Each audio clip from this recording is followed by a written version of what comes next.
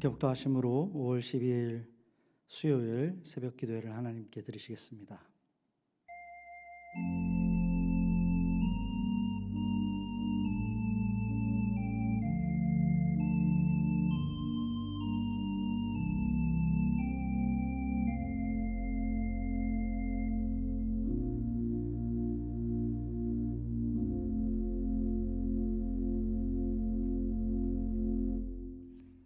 감사합니다. 하나님, 저희들 건강 주시고 또 이 아침에 첫 시간을 하나님께 예배드릴 수 있도록 인도해 주셔서 감사합니다.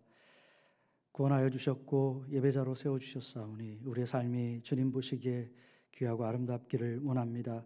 신실한 자 되어서 주님께서 언제나 신뢰하시고 기뻐 영광 받으시는 그런 삶을 살 수 있도록 하나님 인도하여 주시옵소서. 우리의 삶의 주인이 되어 주시고 늘 인도해 주셔서 우리의 언행 심사가 하나님의 영광을 올려드리며 우리가 어디를 가든지 하나님의 나라를 전파하며 확장시키는 귀한 삶 될 수 있도록 인도하여 주시옵소서. 다윗처럼 주님의 마음에 합한 자 되어 오늘도 주의 영광 온전히 올려드리기를 간절히 원하오니 함께하여 주시옵소서. 이 예배를 통하여 주님 홀로 영광 받아주시고 예배하신 큰 은혜로 우리의 심령을 가득 채워 주시옵소서. 예수님의 이름으로 간절히 기도합니다. 아멘. 다 같이 찬송가 함께 부르시겠습니다. 220장 함께합니다.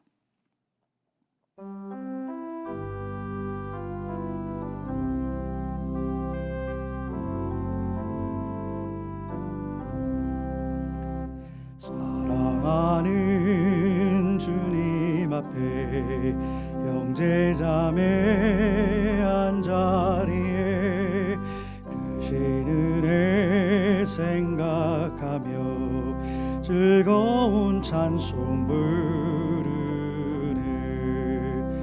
내 주 예수 본을 받아 모든 사람 내 몸같이 환난 근심 위로하고 전심으로 사랑하세.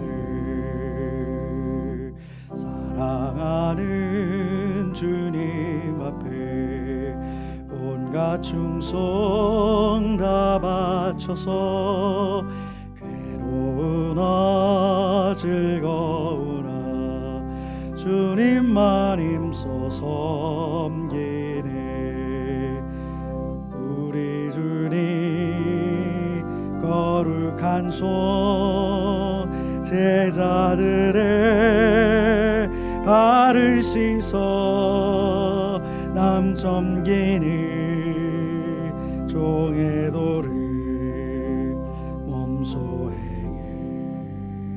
보이셨네. 사랑하는 주님 예수 같은 주로 섬기나니 한 피바다 한 몸 이룬 형제여 친구들이여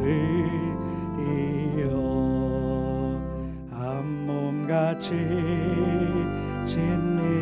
친밀하고 마음으로 하나 되어 우리 주님 크신 뜻을 지성으로 준행하세.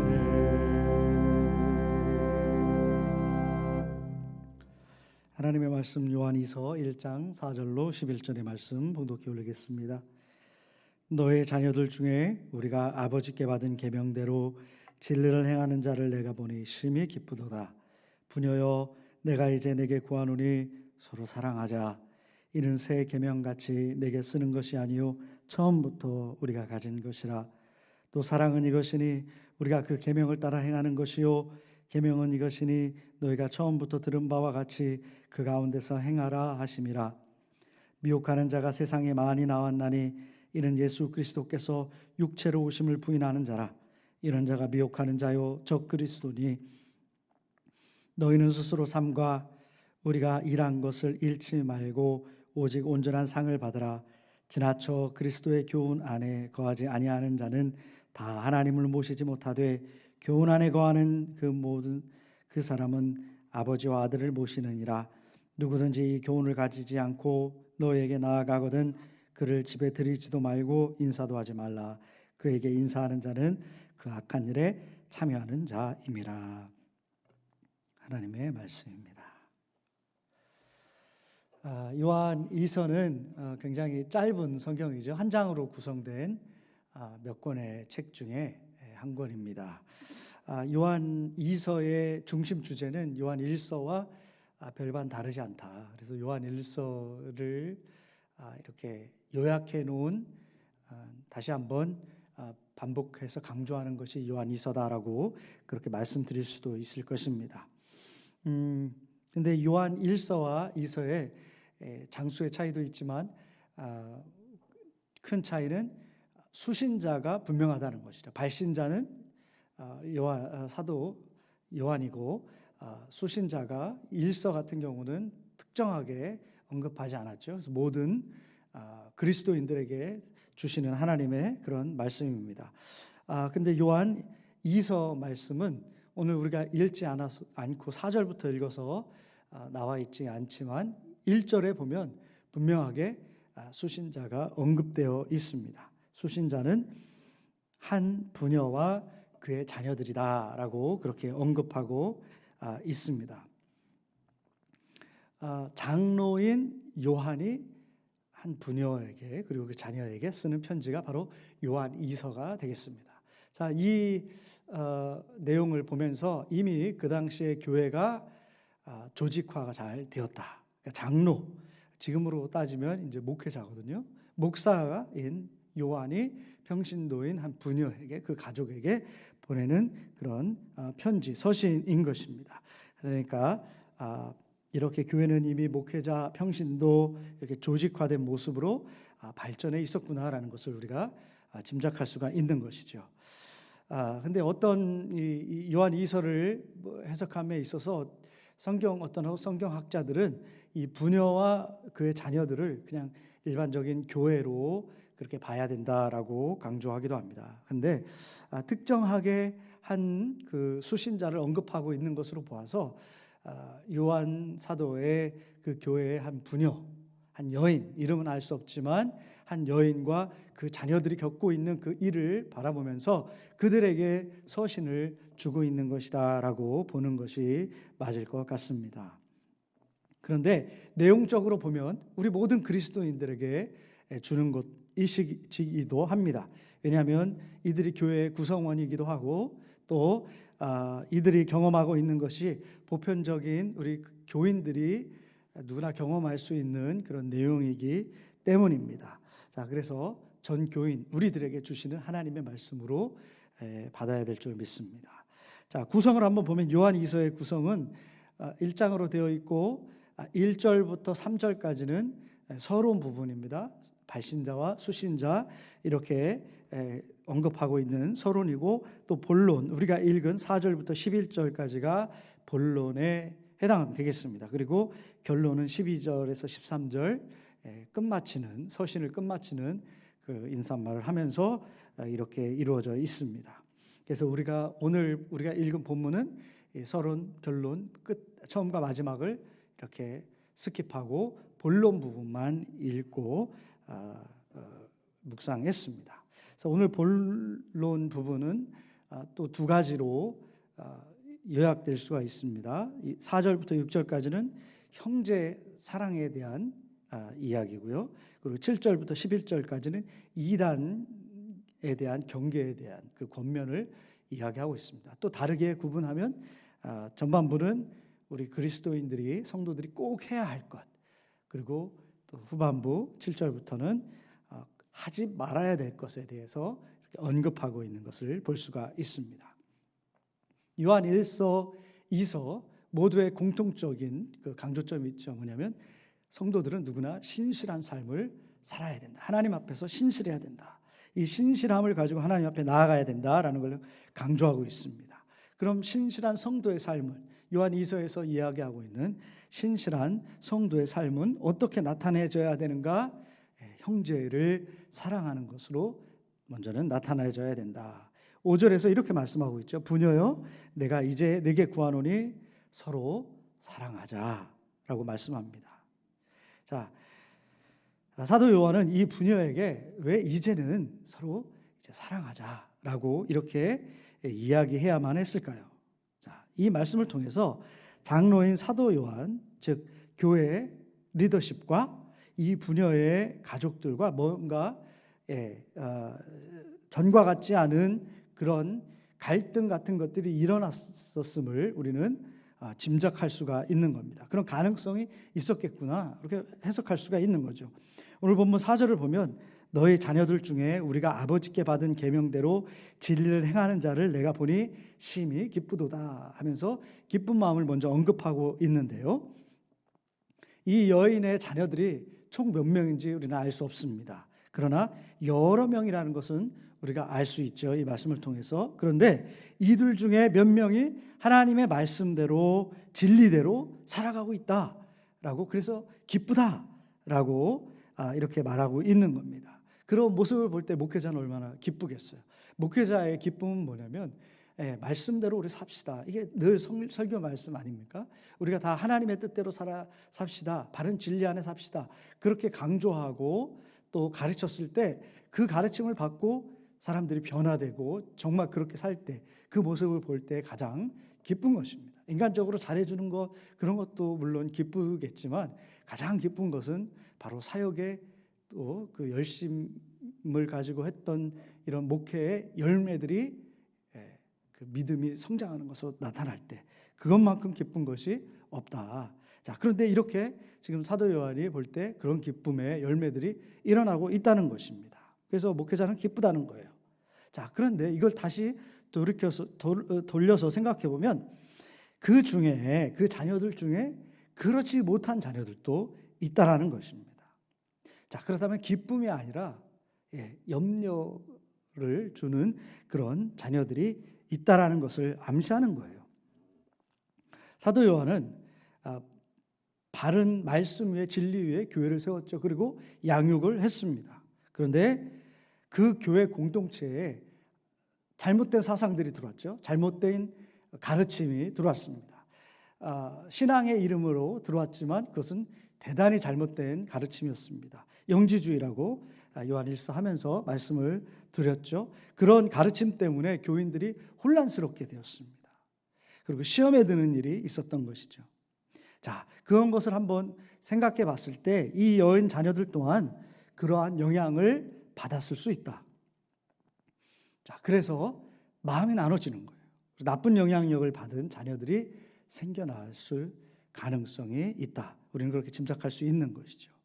잘못된 가르침이 들어오고 성도들이 그 잘못된 가르침에 거기에 확신을 가지고 거기에 빠지게 된다면 교회는 어떻게 되나요? 우선은 목회자들과 먼저 부딪히게 되어 있습니다. 목회자들이 볼 때 저건 아니거든요. 그럼 지적할 수밖에 없는 거죠. 전체 교회 공동체를 생각해서 잘못된 방향에서 돌이켜서 바른 길로 가게끔 인도하다 보면 먼저 부딪히게 됩니다. 그리고 또 교회의 교인들 사이에서도 마음이 나눠지게 돼요. 마음이 나눠지면 또 분쟁하게 되죠. 분쟁하게 되면 갈등으로 나아가는 그런 상황이 만들어질 수 있는 겁니다. 서로 원망하고 비방하기 시작하게 되면 그 교회에 가장 먼저 사라져 버리는 것이 뭘까요?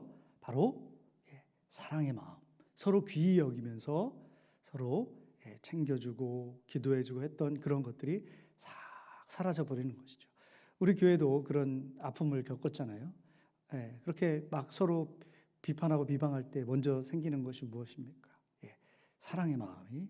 전에는 그렇게 함께 형제 자매로 우애 있게 신앙생활하고 사랑하던 공동체가 전혀 다른 모습으로 그렇게 변질되는 것이죠. 사랑이 아닌 미움으로 가득 찬 관계로 이처럼 변질되어 버리고 마는 것입니다. 이 자녀들 안에도, 이 부녀 자녀들 안에도 그런 모습들이 있었던 것으로 보여집니다. 자, 이렇게 되면 사실 가족 구성원끼리도 서로 이렇게 문제가 될 수도 있는 거고요. 또 가족 구성원이 목회자들과 또 그런 갈등 관계에 있을 때 또 어머니로서도 그죠? 힘든 과정 속을 또 오해의 과정 속에 들어갈 수도 있는 거죠. 그래서 사도 요한이 이제 우리가 서로 사랑하자라고 이제 한 손을 내밀고 있는 것으로 그렇게 보여지는 것입니다. 여러분, 교회가 생긴 이래로 끊임없이 두 가지의 도전에 직면해 오고 있습니다. 뭐냐면 첫 번째는 외부의 도전입니다. 그렇죠? 신앙을 포기하게 하는 그 세속의 그 사탄의 세력들이 있잖아요. 자꾸 끊임없이 그렇게 핍박합니다. 그런 도전이 오게 돼 있죠. 그리고 또 다른 도전은 내부의 도전이다. 성도들끼리 잘못된 가르침과 확신으로 서로 반목하게 하면서 하나 되지 못하게 하면서 나누어지게 하는 것이 바로 내부의 갈등이다. 내부가 탄탄하면요, 이 어떠한 도전이 와도 교회는 흔들리지 않습니다. 그렇게 로마의 핍박이 그렇게 강했잖아요. 그래서 1세대들이 거의 막 순교하고 바울도 순교하고 제자들이 다 순교하고 그랬는데 제2 복음의 2세대들이 어떻게 됐습니까? 교회가 오히려 성장했습니다. 그 외부의 도전이 많았지만 내부에서 성도들끼리 정말 하나가 되고 복음으로 똘똘 뭉쳤을 때는 교회가 더 튼튼해지는 거죠. 정말 위험한 건 내부의 그런 도전인 겁니다. 내부에서 서로 골맞으면서 하나 되지 못할 때, 그러면 어때요? 모래 위에 집을 짓는 것 같이 언제든지 쉽게 무너져버리는 그런 큰 도전이 되는 것입니다. 우리 현재의 교회도 마찬가지고요. 앞으로 올 미래의 교회도 이 도전 가운데 분명히 놓여질 것입니다. 자, 그럴 때 우리는 어떻게 해야 되나요? 사도 요한의 말씀처럼 이제 서로 사랑하자라는 간절한 외침을 우리는 새겨야 합니다. 서로 존귀하게 여기는 마음이 있어야 되죠. 그것을 끝까지 붙들고 나아가야 합니다. 생각이 다를 수 있죠. 서로 가치가 다를 수 있죠. 그래서 그 다른 것에 서로 집중하고 갈등으로 나아가면 무너집니다. 그러나 그런 가운데서도 우선적으로 붙들어야 될 것은 뭐냐면 사랑이라는 거예요. 누구든지 실수할 수 있다, 누구든지 생각이 다를 수 있다는 것을 인정하면서 서로 사랑하는 마음, 귀히 여기는 마음, 예수 그리스도께서 그들 또한 나를 사랑하듯이 저를 사랑하고 구원하셨다라는 그 사실을 우리는 끝까지 붙들어야 되는 것입니다. 인간적으로 서로 사랑하는 마음으로 대하는 것, 그것과 더불어서 하나님을 사랑하는 것, 하나님의 뜻에 나의 모든 생각과 확신을 내어드리는 그런 겸손함도 우리 안에 있어야 되겠습니다. 그것이 하나님을 사랑할 때 가능한 것이죠.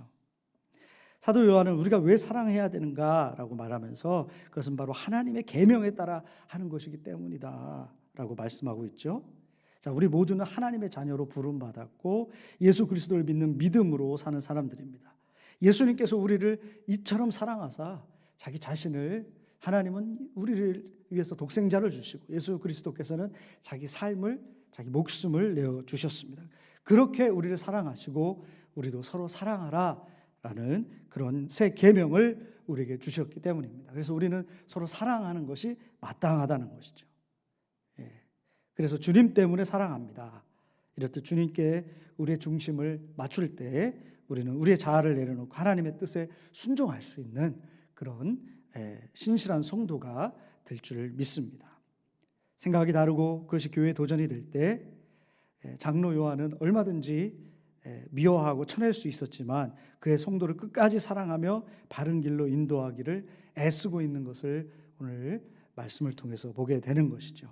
자, 우리 교회 공동체, 우리 뉴저지 연합교회도 바로 이렇게 사랑의 마음, 서로 귀히 여기는 마음, 이제 갈등이 있었던 것, 서로 다른 생각들, 그거 잠시 내려놓고 우리 서로 이제 서로 사랑하자라는 그런 간절한 외침이, 그런 서로 손을 내미는 그런 사랑의 행위가 먼저 앞서는 우리 모두가 되기를 간절히 원합니다.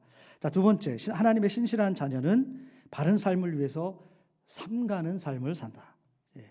8절에서 너희는 스스로 삼가라고 말씀하시죠. 자, 여러분 신실하다는 말이 뭡니까? 변함없는 모습이잖아요. 꾸준한 모습으로 살아가는 것. 그리스도인들이 하나님 앞에서 변함없이 꾸준한 모습으로 이렇게 살아가야 하는 것이죠. 자, 그러기 위해서는 우리에게 삶에서 다가오는 많은 부분들을 삼가할 필요가 있습니다. 무엇을 삼가해야 되는가? 그리스도의 교훈을 벗어나는 것을 삼가야 한다. 9절에서 사도 요한은 그리스도의 교훈 안에 거하는 사람이 되어야 함을 강조하죠. 그런 사람이 아버지와 아들을 모신 사람이다 라고 말씀합니다. 당시 잘못된 가르침이 뭐라고 그랬어요? 예수님이 성육신을 부인하는 것.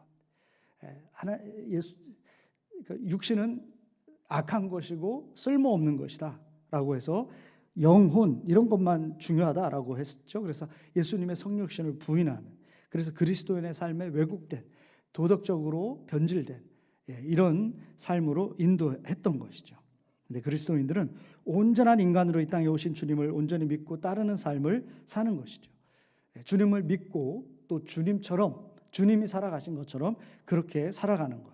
주님의 교훈과 주님의 삶을 따르며 본받는 삶을 살아가야 하는 것이 우리 바른 성도의 삶이라는 것입니다.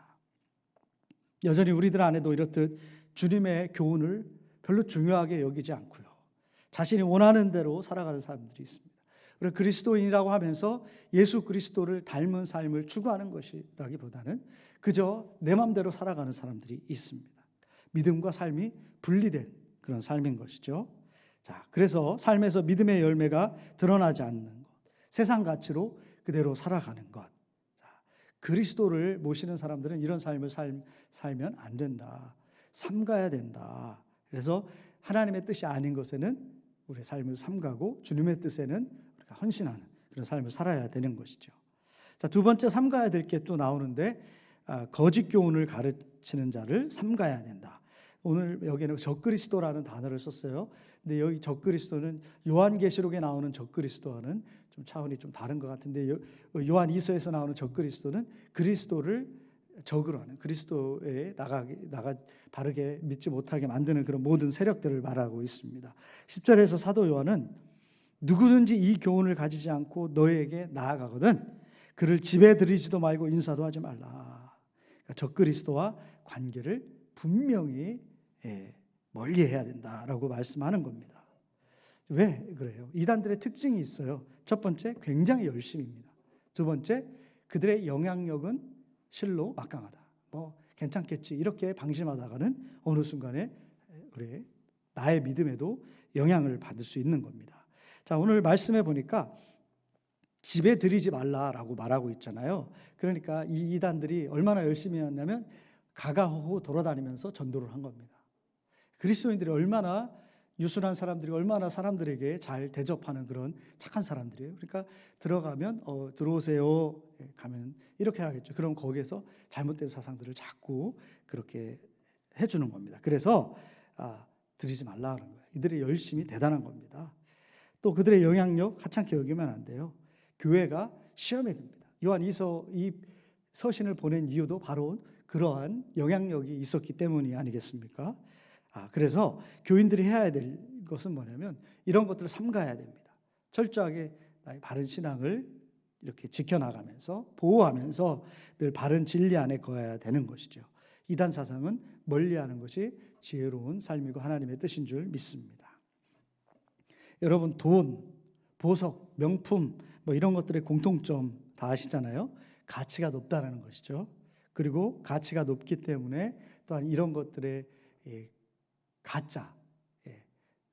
가짜가 판칩니다. 짝퉁이라고도 하죠. 신앙도 마찬가지입니다. 진리이기 때문에 가짜 신앙, 짝퉁 신앙이 판을 치는 겁니다. 우리는 신앙의 바른 감별사가 되어야 될 필요가 있습니다. 그래야 이 가짜에 속지 않을 것입니다. 그러기 위해서 우리는 언제나 진리, 바른 말씀, 바른 교리에 서야 합니다. 바르게 말씀을 해석하고 바르고 건강하게 삶으로 인도하는 그 진리에 섰을 때에 우리는 이처럼 짝퉁신앙, 가짜에 속지 않고 구원의 길로 가게 될 것입니다. 여러분, 우리 서로 사랑하고 진리에 바로 서서 바른 교훈 가운데 살아서 주님의 뜻을 이루어드리며 우리의 믿음 생활이 우리의 영혼을 풍성케 하는 그런 주님의 은혜가 가득한 저와 여러분들 다 되시기를 우리 주 예수 그리스도의 이름으로 간절히 축원합니다. 우리 말씀을 기억하면서 묵상의 시간을 갖도록 하겠습니다.